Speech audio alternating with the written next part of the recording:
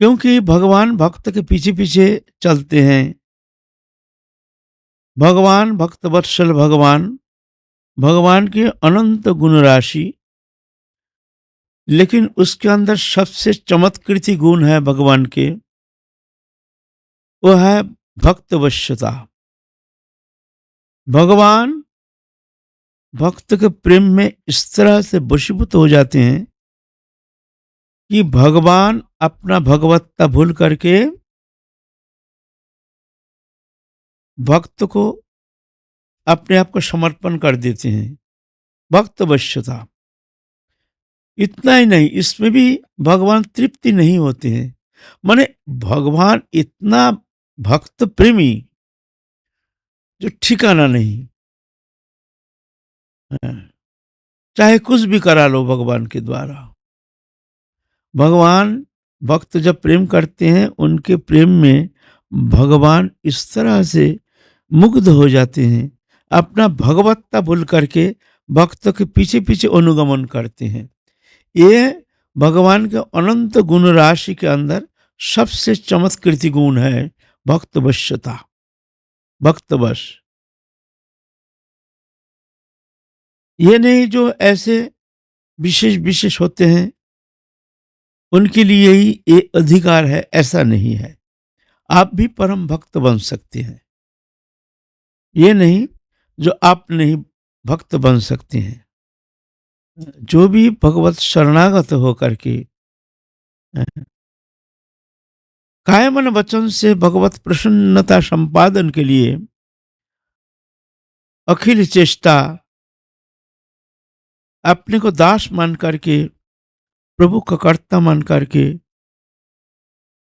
हृदय संपूर्ण कामना वासना रहित होकर के एकमात्र भगवत प्रीति संपादन ही हमारे जीवन के एकमात्र उद्देश्य, ऐसे मान करके जो भगवत चरण में समर्पित होकर भजन करते हैं, अवश्य वो भगवत प्रेम प्राप्त करने में समर्थ हो सकते हैं। इसमें कोई संदेह नहीं। निरपेक्ष मुनि शांतंग निर्वैर समदर्शिना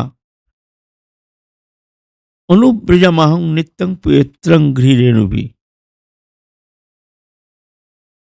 भगवान कहते हैं ऐसे जो भक्त प्रेमी भक्त हैं, जो निरपेक्ष हो किसी से। देखिए, चार गुण का बात यहाँ बताए, चार गुण विशेष करके। चार अनंत गुण है ना भक्त में।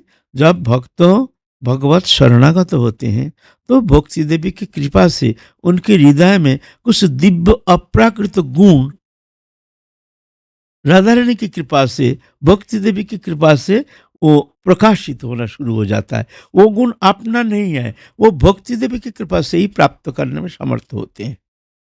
वो गुण साधारण मनुष्य में होना संभव नहीं है।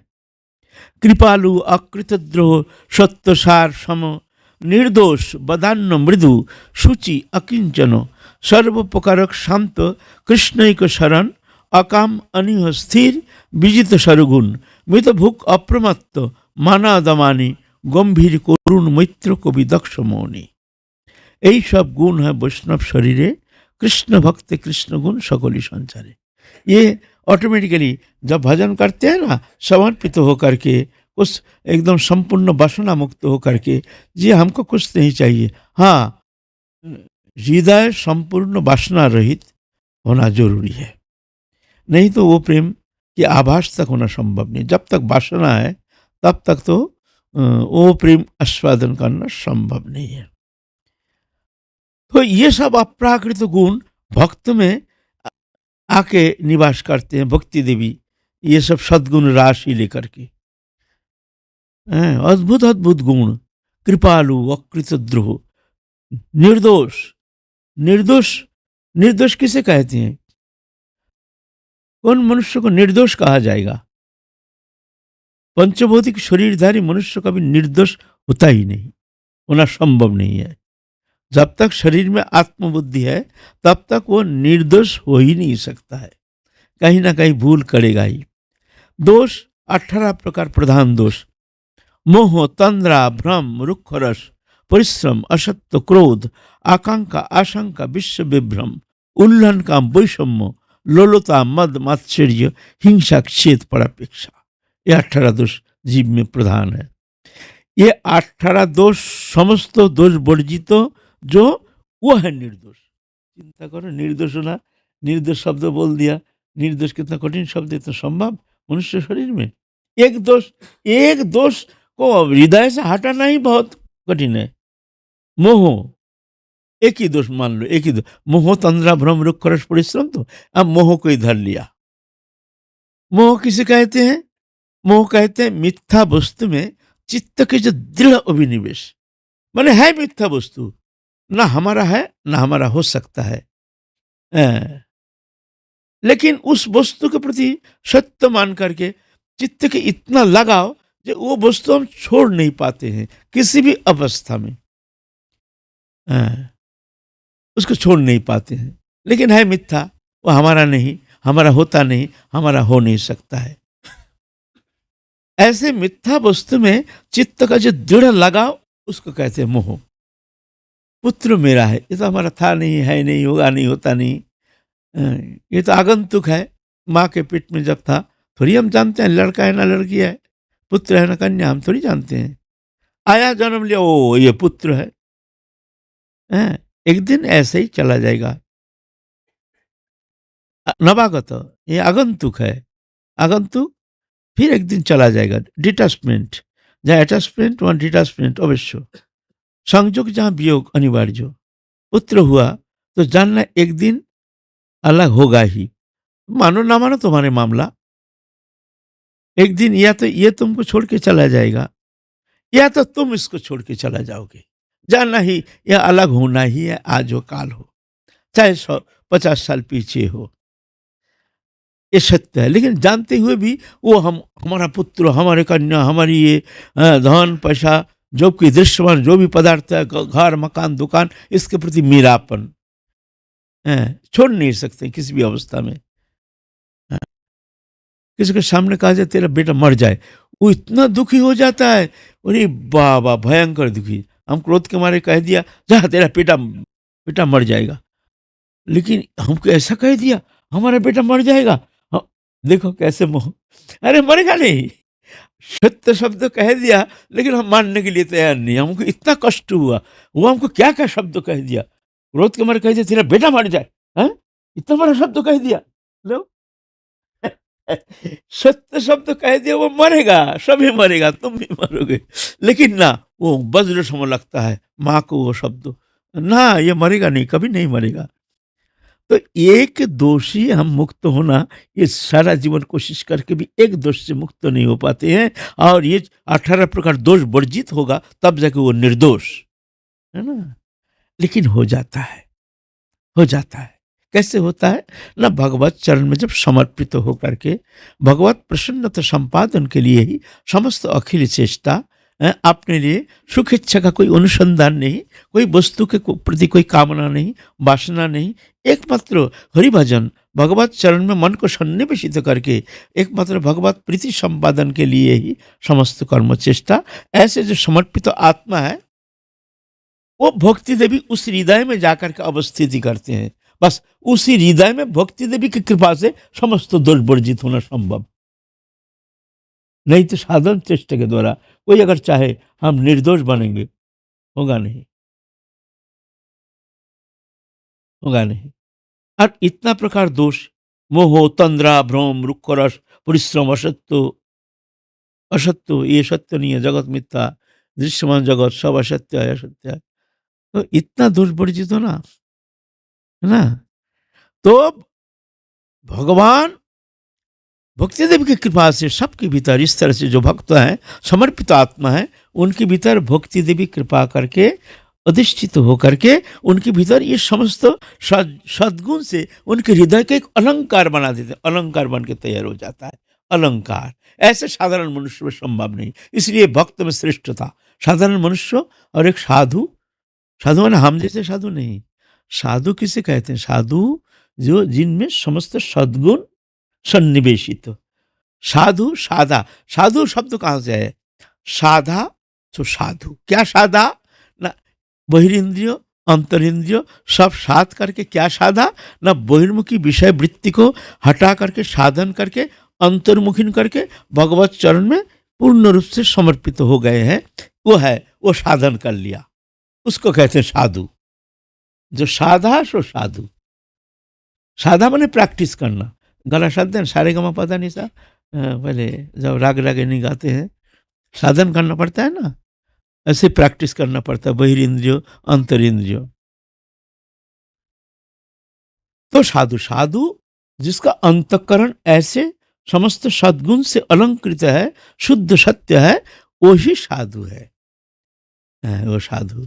तो वो पूजनीय है, जगत पूजनीय है ना। तो भगवान कहते हैं निरपेक्ष मुनि शांतं निर्वैर समदर्शिना। निरपेक्ष मुनि शांत निर्वैर समदर्शी, सिर्फ 5 गुण भगवान यहाँ उल्लेख किए हैं श्रीमद् भागवत महापुराण में। निरपेक्ष, निरपेक्ष माने किसी का अपेक्षा नहीं। कौन हमको क्या करेगा, कौन हमको देगा, विपत्ति समय में हमको कौन हमको सहयोग करेगा नहीं करेगा, कोई अपेक्षा नहीं। वो जानते हैं हमारे ठाकुर जी हैं, बस दुनिया का मेला मैं हूं अकेला, लेना ना देना मगन रहना, वो ऐसे जानता है, वो साधु। मुनि, मुनि माने हर समय भगवत चिंतन में तल्लीन रहते, मननशील, मननशीलता।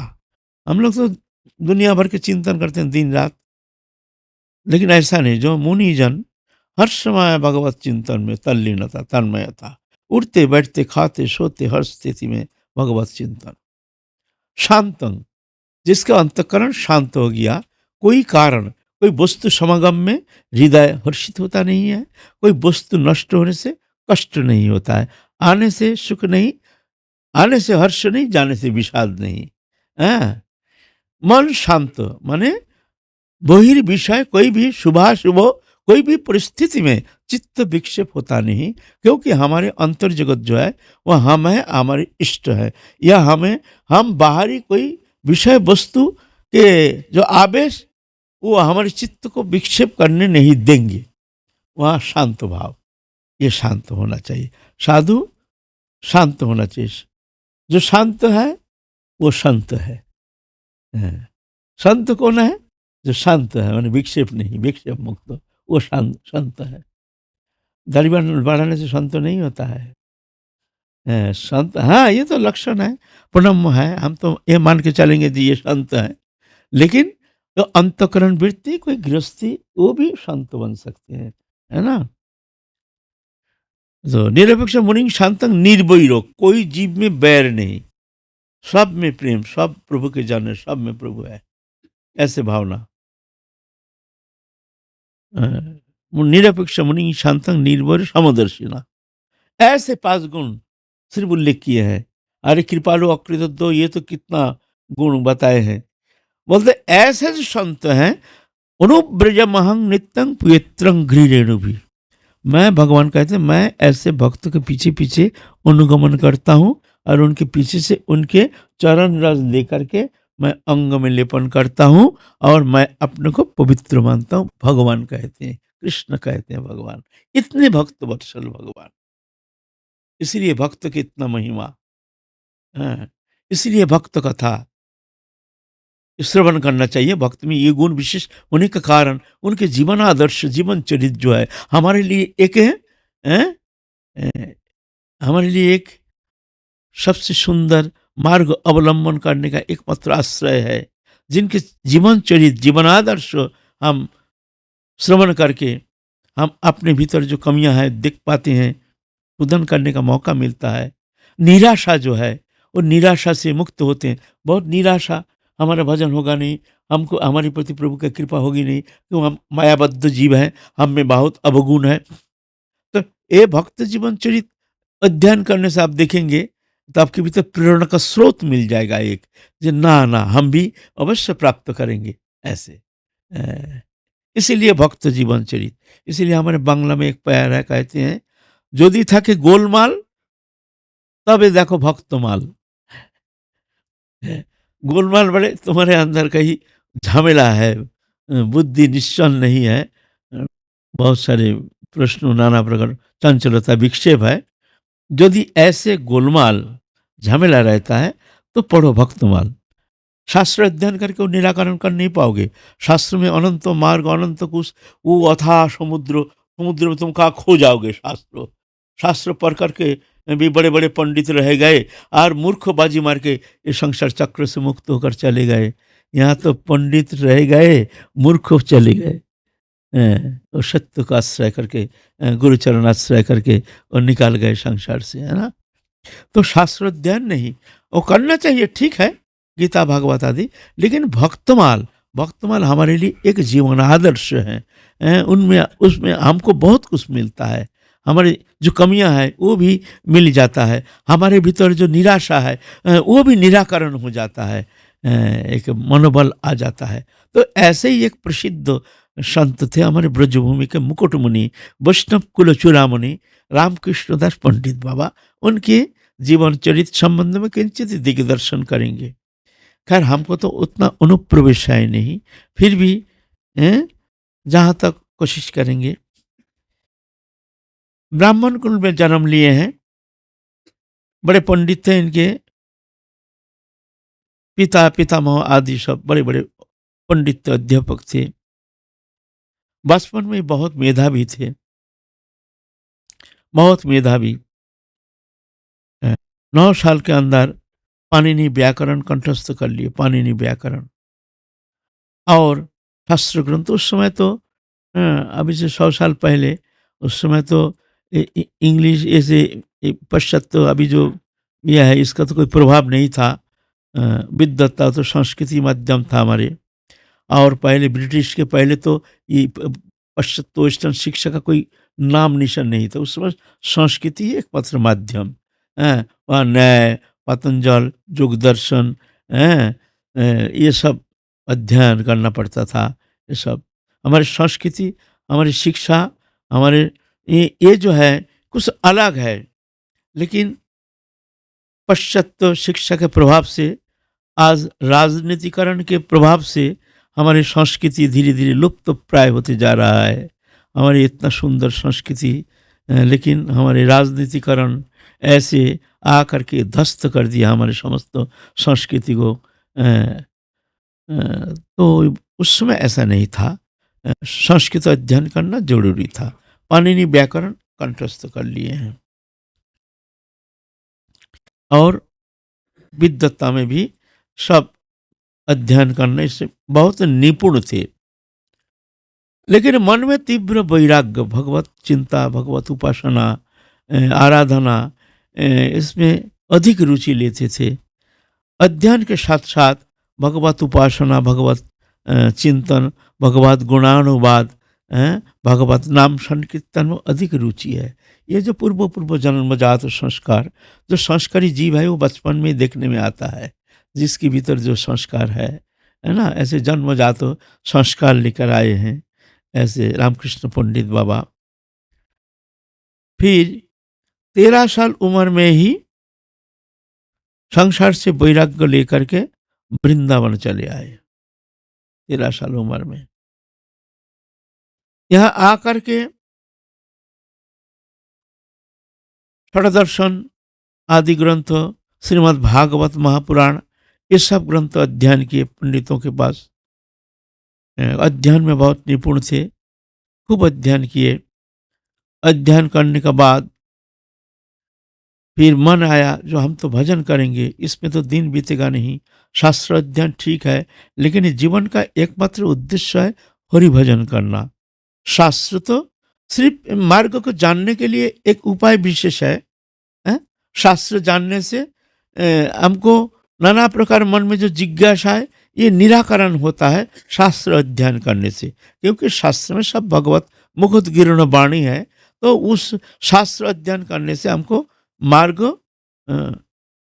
सरल हो जाता है, हम जान जाते हैं। शास्त्र नहीं जानने से मन में बहुत सारी जिज्ञासा है जो कि हम उसका निर्णय कर नहीं पाते हैं।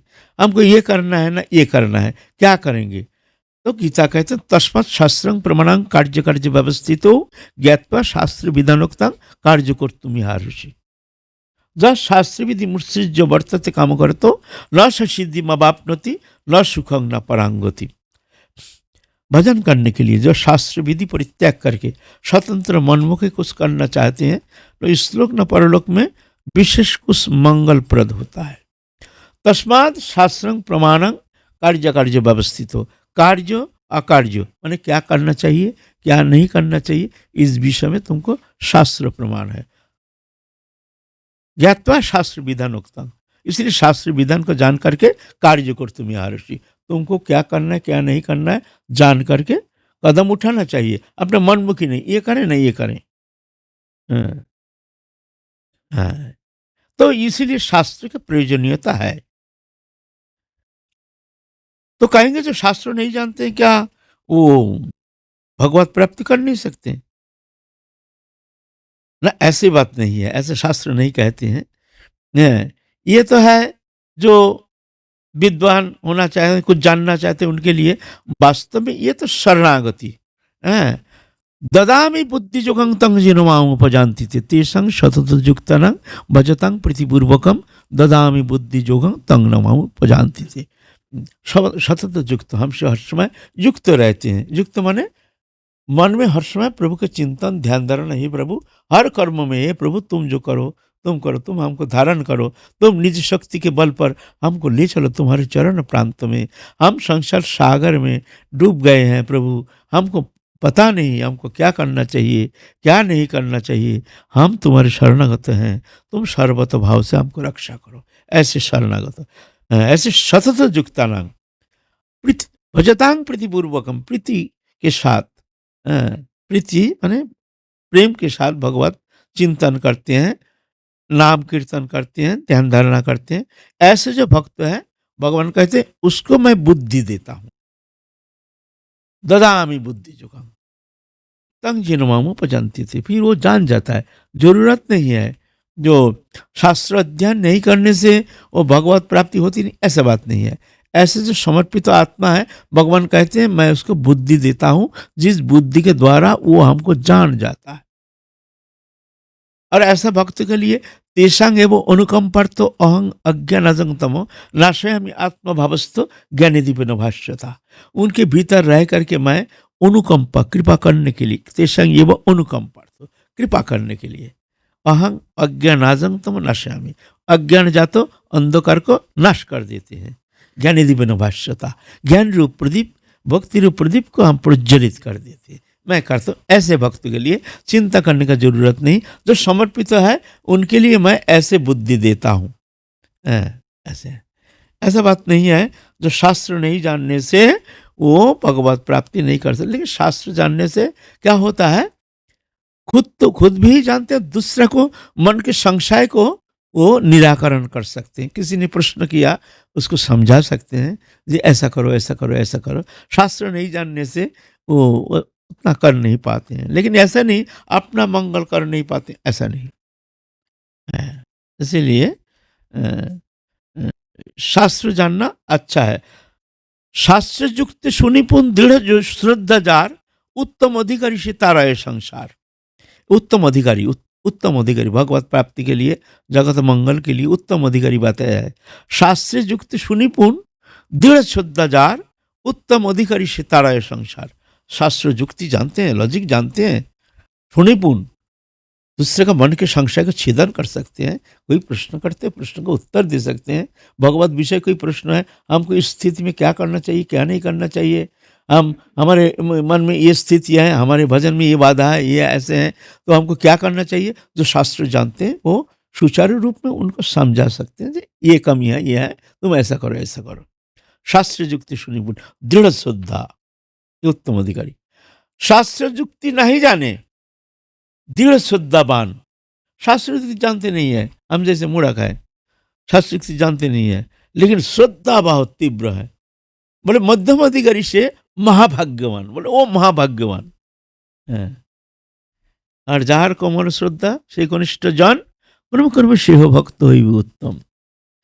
कोमल श्रद्धा किसके कहते हैं जिसका श्रद्धा दुर्बल है। ये कह दिया कुछ उसका बात मान लेता है हाँ हाँ शायद ऐसा ही होगा। और एक जन का पास वो कहते ऐसा नहीं ऐसा ये ठीक है, वो शायद ऐसे ही ठीक है। माने निश्चलता है नहीं। तो कोमल श्रद्धालु कहते हैं, बोलते वो धीरे धीरे वो भी आगे निकल जाएंगे, है ना। तो ये जन्म से ही ऐसे सब शास्त्र संबंध में समस्त सुनिपुण है।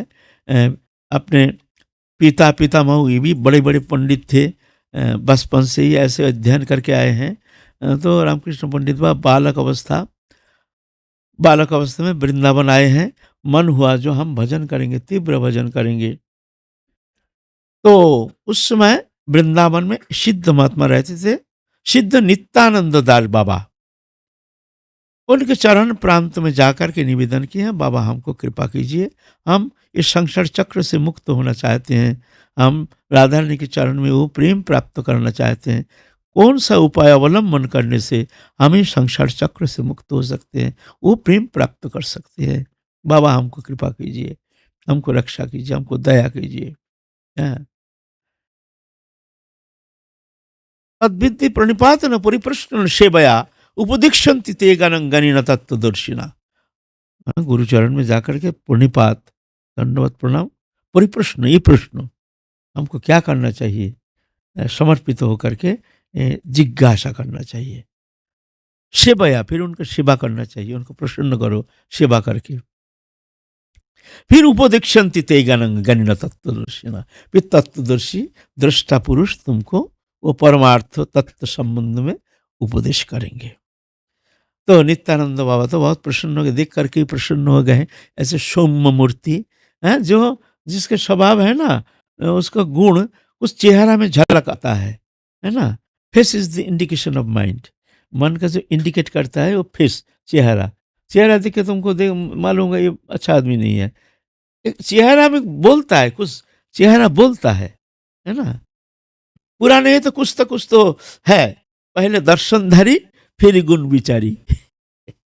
मतलब दर्शन करके हम उसको पहले उनके संबंध में धारणा कर लेते हैं। देखना कोई लोग आता है, उसको बेमतलब का हम पहचानते नहीं है, आदर करके आइए आइए आइए।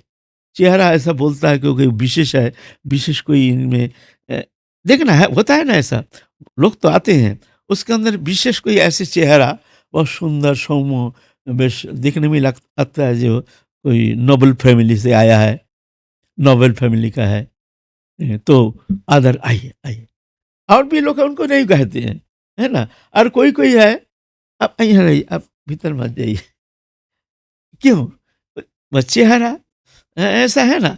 तो रामकृष्ण पंडित बाबा का चेहरा ही ऐसे सौम्य शांत स्निग्ध एक भक्तिमय देख करके इन नित्यानंद बाबा समझ गए, जो ये आधार जो है बड़े सुंदर है, बड़े उत्तम आधार है। इसमें बीज बपन करने से ही फसल फलेगा।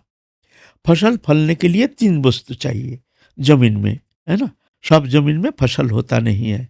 फसल होने के लिए 3 वस्तु चाहिए। एक उर्वरता भूमि, उर्वर भूमि, भूमि की उर्वरता। 2 नंबर है उत्तम बीज, 3 नंबर है परिचर्या। 3 का एक नहीं रहने से फसल होगा नहीं। उर्वरता, भूमि उर्वर चाहिए। अगर बंजर भूमि होता है तो कितना खाद दो, बीज दो, कुछ तो होगा ही नहीं, भूमि बंजर है। और बीज, कीड़ा लगा हुआ बीज, बीज में कीड़ा है, तुमने देखा नहीं, कीड़ा बीज दे दिया तो उसमें फसल उगेगा थोड़ी। और ठीक है, बीज भी अच्छा है, भूमि भी अच्छा है, लेकिन तुमने ना खाद दिया, ना पानी दिया, ना कुछ दिया, धूप में धीरे धीरे पौधा होकर के सिकोड़ कर कहीं पर रह गया। तुमने उसको परिचर्या किया नहीं, पानी देना पड़ेगा, खाद देना पड़ेगा, धीरे धीरे पौधा को जतन करना पड़ेगा, तो वो जगह उत्तम पौधा होता है ना, उत्तम फसल होता है। ये जीवन में भी परमार्थ प्राप्ति के लिए, भक्ति प्राप्ति के लिए भी ऐसे 3 वस्तु चाहिए। एक है उर्वर भूमि, वो भूमि क्या है ना, संस्कार। जा तो ये संस्कार होना चाहिए, पूर्व जन्म का संस्कार। संस्कार नहीं है, बहिर्मुख है। लाख तुम कोशिश करो उसको भगवत उन्मुखी करने के लिए, कोई काम नहीं होगा, भजन करेगा ही नहीं, उसका संस्कार ही है ही नहीं। उर्वर भूमि, सुंदर संस्कारी जीव है। इसलिए गीता में बोले हैं दैव दैव संपत्ति।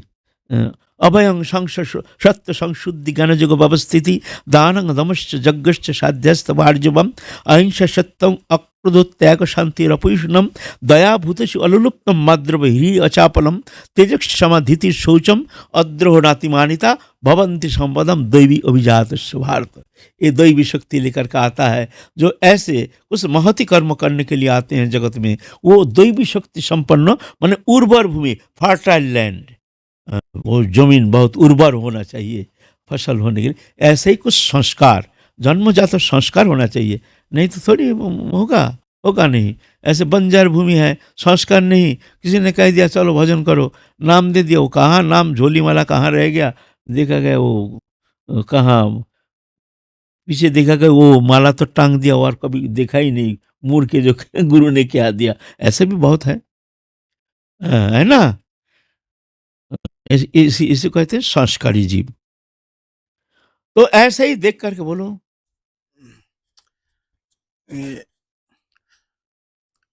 क्या महापुरुष ऐसे आधार देख करके उस पर प्रभावित होकर के उन्हें अंगीकार कर लेते हैं, और अन्य कोई वैष्णव या जो भी आते हैं उनको क्या इसमें वैषम्यता दिखाई नहीं देती किसी? बोलते हैं सभी शिष्य हैं, तो गुरु का कृपा जो है, कोई तो भक्त बनता अच्छा भजन करते हैं, कोई भजन नहीं करता, कोई संसार में चला जाता है, तो गुरु का वैषम्य है।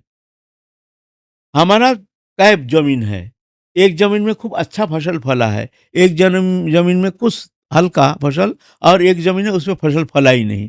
क्या जो जमींदार है वो चाहता नहीं है कि हमारे सब जमीन में फसल अच्छी फसल उगे, बने? क्यों नहीं हुआ? कारण क्या है? कारण है वो तो बंजर भूमि, हमने कोशिश किया लेकिन हुआ नहीं।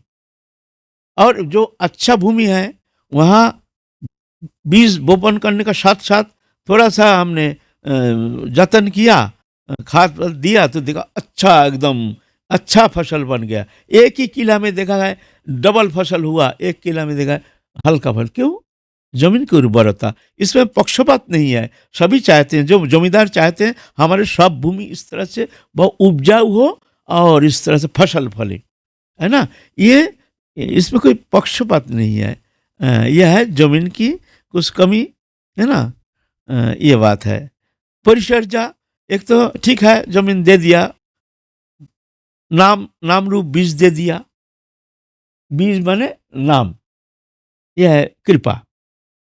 आप परिचर्या साधन भजन, हमने नाम ले लिया, संस्कार भी अच्छा है, लेकिन नाम साधन भजन कुछ करते नहीं है, माने परिचर्या नहीं है। हम जब तब ध्यान धारणा उपासना सब स्तुति वंदना आदि कुछ करते नहीं है। हाँ, हमारे अंदर तो श्रद्धा है, सब है।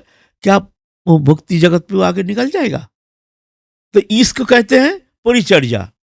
तीनों चाहिए, उत्तम भूमि चाहिए, उत्तम बीज चाहिए। उत्तम बीज माने ऐसे सामर्थ्य महापुरुष के द्वारा जो बोया गया जो बीज, जो कृपा, जो नाम रूपी कृपा रूपी जो बीज है, ऐसे उत्तम महापुरुष जो सर्वथा निर्दोष, भगवत अनुभूति संपन्न, कामना वासना रहित, सब थोड़ी गुरु बन सकते हैं। आजकल तो ऐसे गुरु हम जैसे बन जाते हैं, उसमें क्या होगा? ऐसे ही फसल भी ऐसे ही होगा भाई।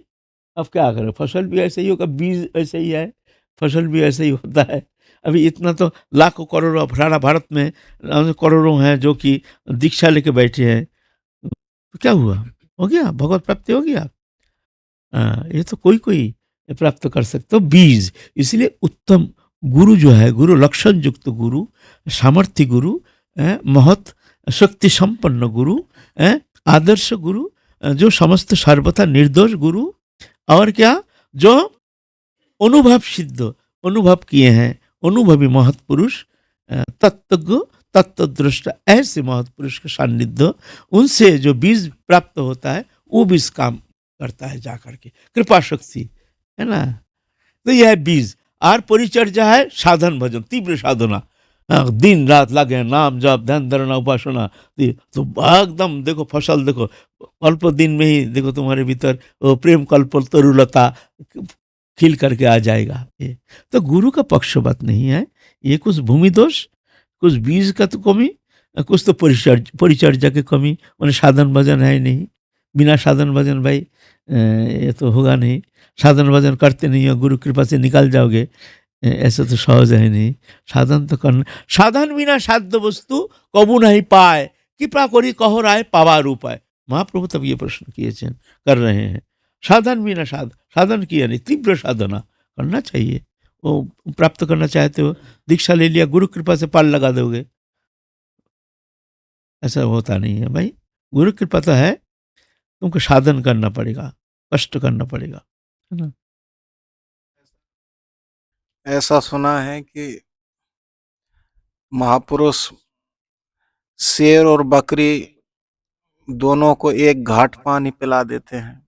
जो बहुत तीव्र साधन करते हैं उनको तो सहज हो ही जाता है, लेकिन जो कम भजन करने वाले हैं उनको भी महापुरुष कृपा बल पर। महापुरुष जो होते हैं, जो तत्व दृष्टा पुरुष हैं, दृष्टा पुरुष, गुरु शक्ति आविर्भाव योग्य हृदय, माने गुरु शक्ति भगवत शक्ति, वो शक्ति जिस हृदय में आकर के स्थित होते हैं, ऐसे आविर्भाव योग्यता संपन्न होनी चाहिए गुरु। उस शक्ति आविर्भाव योग्यता चाहिए, ऐसा नहीं जो हमने रात रात गुरु बन गया, शिष्य बना रहे हैं, ऐसे थोड़ी। हमारे आचार्य आके हमको अगर प्रश्न करें, तुमने यहाँ गुरु तो बन गए हो, अच्छा तुमको किसने अभिषिक्त किया गुरु पद में, आचार्य पद में, तुमको किसने निर्देश किया है, किसी का निर्देश तुमको मिला है? क्या कहोगे? खुद गुरु बन गए हो। ऐसा हो रहा है, फल भी ऐसा ही मिल रहा है। अच्छा चलो आगे चलेंगे। तो रामकृष्ण पंडित बाबा ऐसे समस्त अति सुंदर सुंदर आधार देख करके नित्यानंद बाबा उनको दीक्षा प्रदान किए हैं। दीक्षा पा करके फिर कुछ दिन गुरु सभा में रहे, फिर कहे जाओ तुम बरसाना में जाओ, बरसाना में जा करके भजन करो। बरसाना उस समय अति निर्जन स्थान था। हम भी जब आए से आज से 45 साल पहले, तो बरसाना ऐसा थोड़ी था। बरसाना और थोड़ा सा घर था, इधर तो कुछ लोकेलिटी था ही नहीं, है ना, कच्चा सड़क था। उस समय कितना शांत परिवेश। तो उस समय तो, और 100 साल पहले कैसी स्थिति, तो बरसाना में आकर के भजन करना शुरू किए हैं।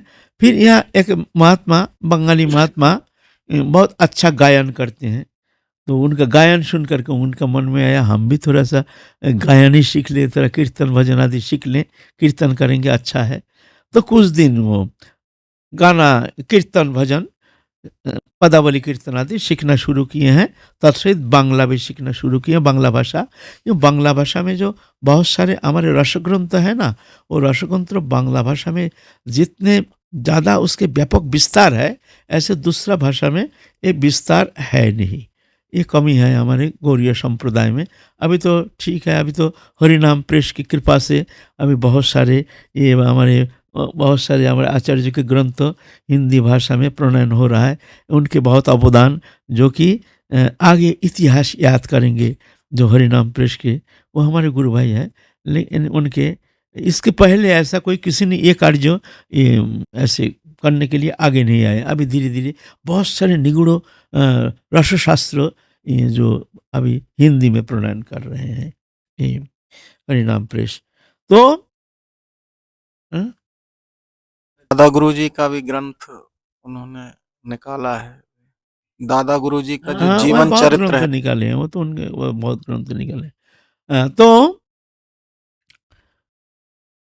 कीर्तन करने का मन हुआ, लेकिन कीर्तन करने जब आते हैं तो ये तो जो है ना कला, ये सब निषेध है।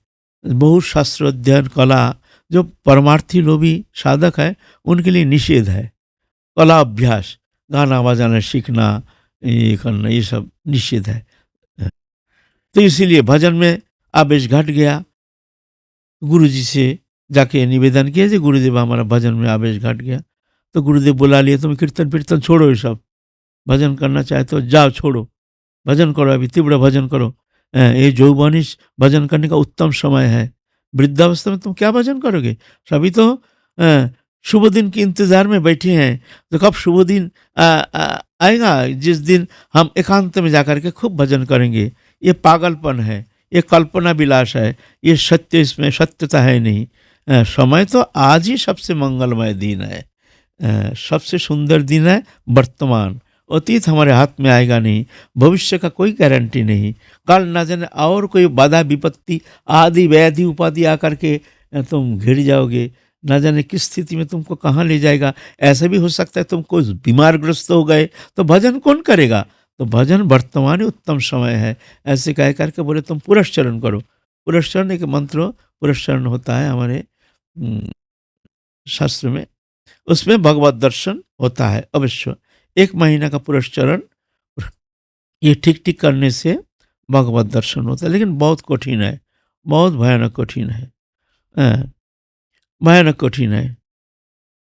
तो उद्धव क्यारी हैं नंदनगाम के पास ना। उद्धव क्यारी में जाकर के 70 दिन का वो पुरस्चरण किए।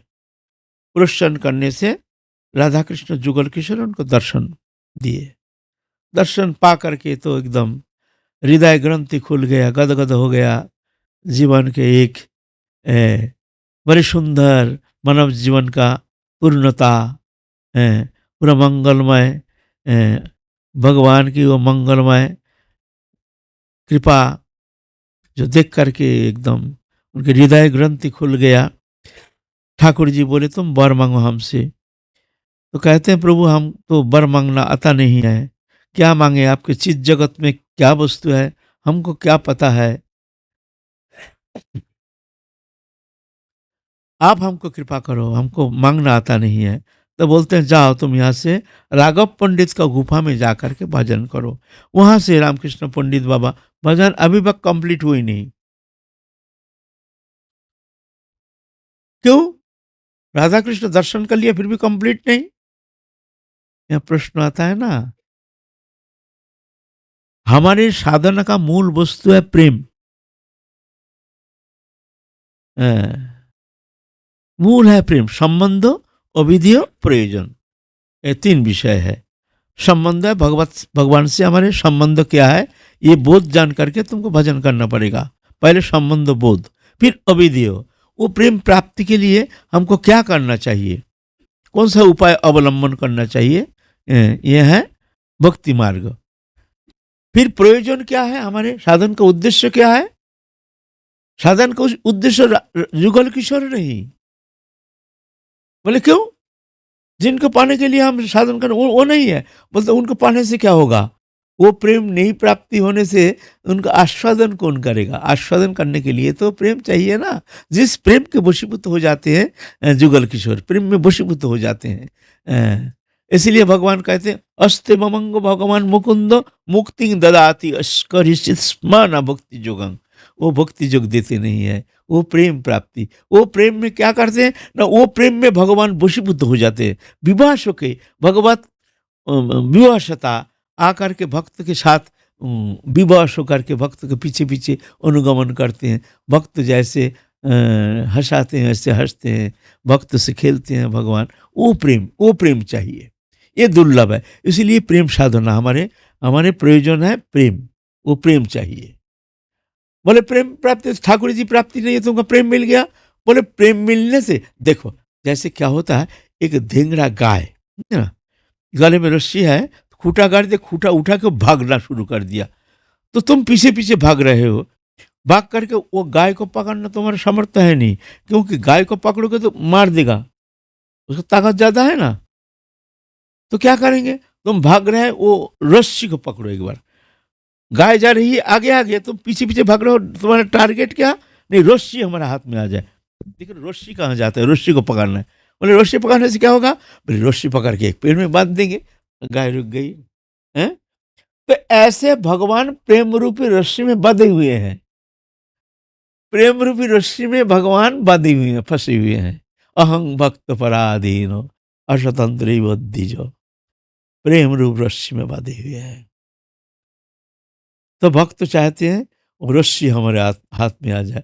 तो क्या होगा ना, भगवान बन जाएंगे। फिर क्या, अनंत कोटि वैकुंठ नायक, फिर अ, बस हमारे साथ रहेंगे, हमारे प्रेम में वशीभूत हो जाएंगे। हाँ? इसलिए भक्त का हमारे साधन का प्राप्ति क्या है, नहीं प्रेम प्रयोजन। वो भगवान फिर फंस जाएंगे, भगवान जा ही नहीं सकते। रस्सी तो हमारे हाथ में, जाएंगे कहाँ? कितने में ताकत हो, रस्सी जब हमारे हाथ में आ गया, अब तो नहीं जा सकते हैं। रस्सी नहीं है तो उनको पकड़ के तुम रख सकते हो? रख ही नहीं सकते हो। तो इसीलिए वो प्रेम साधना, ये पूर्णता के लिए भजन करना पड़ेगा। फिर अब तो उनका जड़ चेतन ग्रंथि तो खुल गया है, संसार बंधन से तो मुक्त हो गया है। राघव पंडित का गुहा में भजन कर रहे हैं तीव्र। उसमें बहुत जंगल था राघव पंडित के वहाँ, वो पुसरी लोटा के पास गुफा। वहाँ शेर भालू सब हिंस्र जंतु जानवर माधुकरी करके खाते थे। और वहाँ तीव्र भजन कर रहे हैं। एक दिन माँ क्या हुआ, माँ खबर पाए हैं हमारे बेटा तीव्र भजन कर रहे हैं, आए हैं बेटा को देखने के लिए, और गुफा के पास आके बैठे हैं और जान गए हैं जो माँ ही है। तो कौन किसका माँ है, कौन किसका पिता है, कौन किसका भाई है, कश्य के पति पुत्राद्यम हो, ये वही कारण। ये ज्ञान। तो माँ 3 दिन बैठ करके बेटा निकले ही नहीं। हम ये माया है, माँ भी माया है, यह अज्ञानता। वास्तव में ऐसा नहीं। जब तक माँ है, माँ के ऋण कभी बच्चा चुका नहीं सकता है। माँ के ऋण, माँ से उदास होने से उसका भजन जीवन नष्ट हो जाएगा। माँ को प्रश्न रखना जरूरी है। कोई साधक अगर सोचे जो हम माँ से हम क्या है, ये तो माया है, बोले ना, उसका भजन होगा नहीं। माँ रोते रोते चली गई जयपुर, और भजन बंद हो गया। देखो सिद्ध संत, भजन बंद हो गया, बताओ। अब स्फूर्ति नहीं, कोई आनंद नहीं, जा रहे हैं ये संत के पास, वो संत के पास, हमारी ऐसी स्थिति क्यों हो गया, क्या हो गया, क्या अपराध हो गया। तो बड़े बड़े उसमें बड़े बड़े संत भी रहते थे ब्रजमंडल में। तो कोई 2-4 महात्मा कहे हैं बात ऐसे है, माँ के पास तुम्हारा अपराध हो गया, इस कारण तुम्हारा भजन बंद हो गया। तो क्या करें ना, माँ को प्रसन्न करो। फिर जयपुर जा करके माँ को ले आए, ले आ करके माँ को बहुत सेवा किए, खूब सेवा किए, दब की सेवा किए उसी में रख करके। फिर 6 महीना सेवा करने के बाद माँ ने, देखते हैं बेटा तो साधन ही करेगा, हम कहाँ तक इसका बोझ बन के रहेंगे। दर्शन हो गया, ठीक है। माँ ने पूर्ण रूप से आशीर्वाद करके, बेटा तू भजन कर, मैं प्रसन्न हूँ, तो चिंता मत कर, ऐसा करके माथे में हस्त प्रसारण करके आशीर्वाद दे करके माँ चली गई। तब फिर भजन बनना शुरू हो गया। इस तरह से भजन कर रहे हैं। एक बार क्या हुआ, ठंडी मौसम में गुहा के अंदर ये कोयला, कोयला है ना, कोयला, कोयला का लकड़ी ये जला करके भीतर में थोड़ा गर्मी हो जाएगी, इसीलिए थोड़ा सा चूल्हा भीतर ले गया, लेकिन उसमें गैस बन गया। गैस में तो एकदम ऑक्सीजन खत्म, ऑक्सीजन खत्म होने से मनुष्य मर जा सकता है। अ, लेकिन अचेत हो गया। अचेत होने से जब चेत आया तो देखते हैं जो गुहा के बाहर पड़े हैं। कौन एक अदृश्य शक्ति उनको उठा के बाहर लेके पटक दिया। अ, ऐसे हैं। तो जान गए हैं, तो प्रभु की इच्छा, प्रभु की कृपा से बच गया। फिर वहाँ से फिर तबीयत खराब हो गया। फिर नाना जगह, वृंदावन, कभी यहाँ, कभी तो मोरकुटी में भी 2-4 साल थी ये मोरकुटी। मोरकुटी में भी एकांत में बहुत दिन भजन किए। वृंदावन में बहुत जगह भजन किए। फिर भागवत निवास में गए, भागवत निवास में बहुत दिन रहे। उस समय उनके सानिध्य में बहुत सारे सेवक आए। तुम्हारा ये हमारे कृपा सिंधु बाबा जो उनके प्रधान सेवक थे, ये थे, और बड़े बड़े अच्छे अच्छे संत उनके प्रेम सानिध्य प्राप्त किए, और उनको उनके उपदेश पा करके कृतकृत्य हो गए। नेताजी सुभाष चंद्र बोस भी आए थे एक बार, पहले जो स्वाधीनता के पहले नेताजी सुभाष चंद्र बोस आए थे। उस समय कृपा सिंधु बाबा थे वहाँ। तो बहुत ये थे नेताजी सुभाष चंद्र, साधु प्रकृति के थे। सिर्फ देश हित के लिए, देश मंगल के लिए, ये पराधीनता के मुक्ति के लिए आंदोलन किए, ना कि हम मिनिस्टर बनेंगे, मंत्री बनेंगे, कुछ बनेंगे, इसलिए नहीं। जो भारत को मुक्त करने के लिए कुछ भी करना हो करेंगे। हाँ, तो लेकिन साधु थे। आनंदमयी माँ के पास भी आए थे नेताजी सुभाष चंद्र। तो माता भी माँ आनंदमयी उसमें अल्प उम्र थी, लेकिन तो देवी तो थी। कहें अभी तुम जाओ, तुमको अभी देश का काम करना है, देश के लिए तुमको बहुत कुछ करना है। रामकृष्ण पंडित बाबा भी ये शब्द कहे हैं, तुम जाओ अभी तुम्हारे देश के हित के लिए तुमको कुछ करना, अभी तो कोई है नहीं देश हित के लिए। तुम लोग ऐसे सब साधु बन जाओगे तो देश कल्याण कौन करेगा। फिर सुभाष चंद्र बोस चले गए। उसके बाद जब भारत स्वाधीन हुआ तो सुभाष चंद्र बोस को पकड़ने के लिए तो जाल बिछाया। बड़ा दुश्मन उनके पीछे लग गया ना, ये रहने से ना जाने क्या कर देंगे। हाँ, उसमें छद्मवेश बना करके फिर आए थे रामकृष्ण पंडित बाबा के पास, छद्मवेश बना करके। कृपा सिंधु बाबा पहचान लिया। पंजाबी वेश बना करके तो पकड़ा जाएंगे ना, उसके पीछे तो दुश्मन तो पड़ा है ना। तो उस समय आए थे छद्म रूप में रामकृष्ण बाबा को प्रणाम करने के लिए, स्वाधीनता के बाद लगभग। कृपा सिंधु बाबा उसमें पहचान लिए थे। कुछ समय रह करके फिर कहाँ अदृश्य हो गए। फिर तो नेताजी सुभाष का कोई पता ही नहीं चला क्या हो गया क्या हो गया। इस तरह से बाबा माधुगरी छोड़ के कुछ खाते नहीं थे, माधुगरी करते थे। उस वृद्धावस्था में भी हाथ पकड़ के लिए जाते थे माधुरी करने के लिए ब्रजवासी के घर। हाँ, एक दिन नित्यानंद बाबा के पास गए। नित्यानंद बाबा बोले, रामकृष्ण आ जाओ आ जाओ, थोड़ा सा प्रसाद पाओ।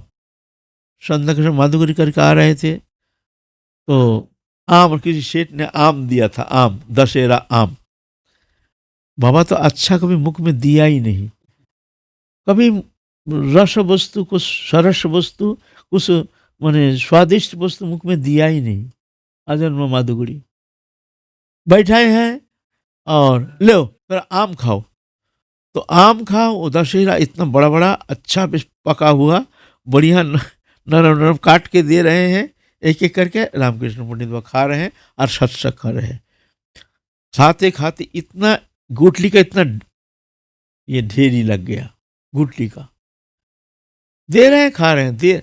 और वो जो कृपा सिंधु बाबा, वो आंख मोटा हो गया।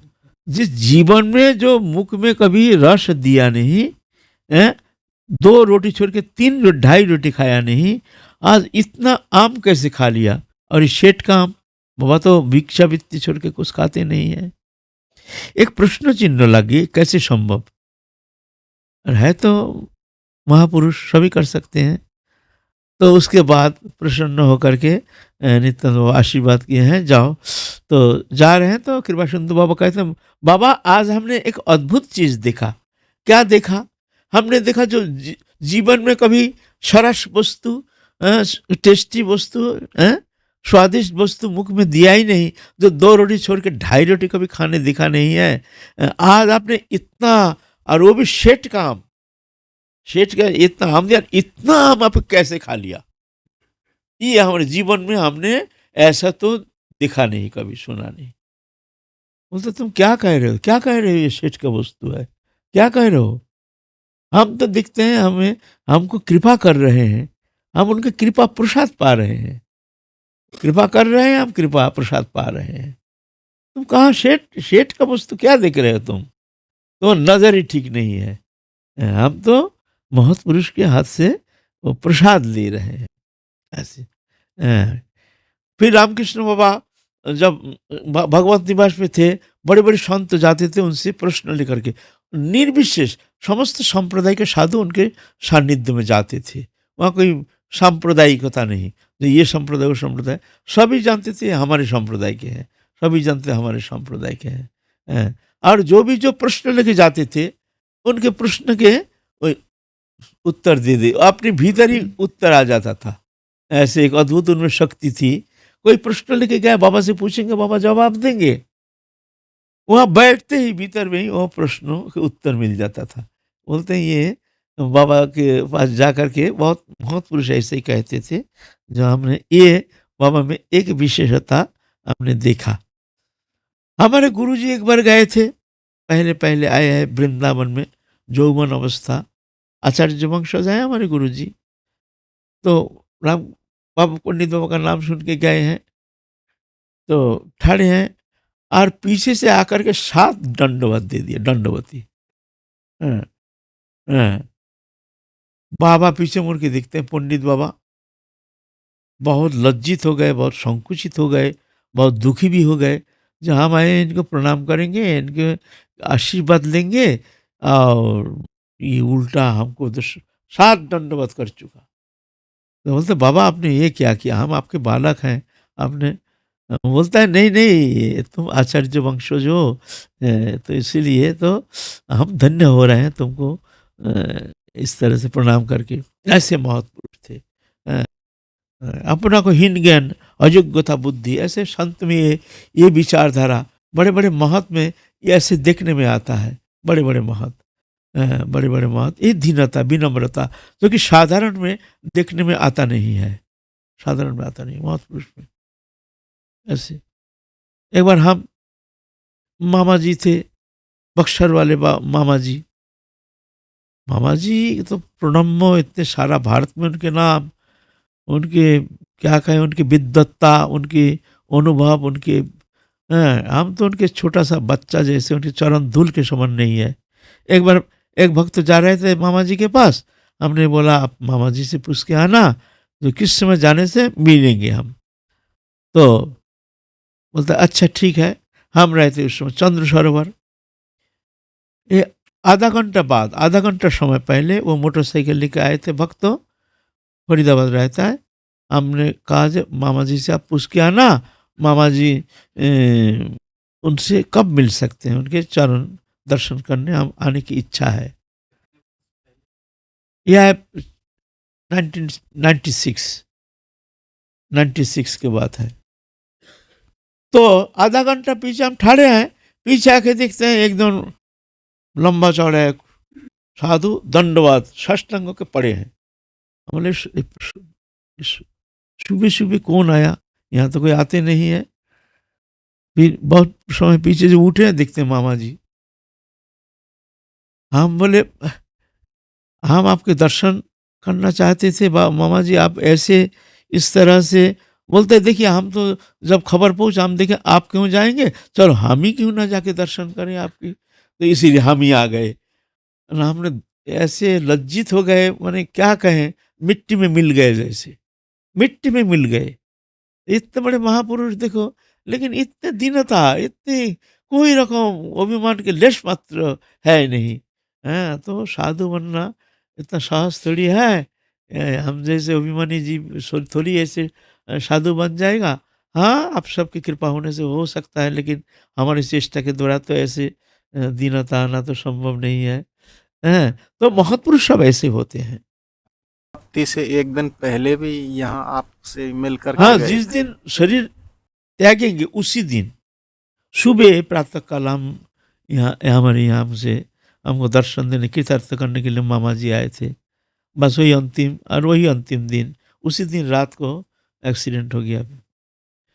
तो महापुरुष इस तरह से विनम्रता। फिर बाबा धीरे धीरे कुछ व्याधिग्रस्त हो गए, नाना इधर उधर दिखाए हैं। लेकिन ब्रज में एक प्रसिद्धि है, सब संत महापुरुष उनके चरण सान्निध्य में जा करके उनको दर्शन करके कृतकृत्य होते थे।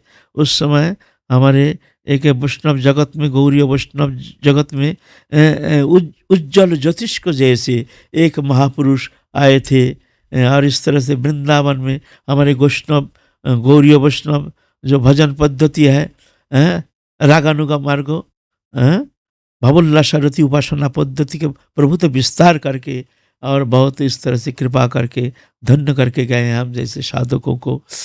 तो उसके बाद तो वृंदावन में ही अंतर्धान किए हैं।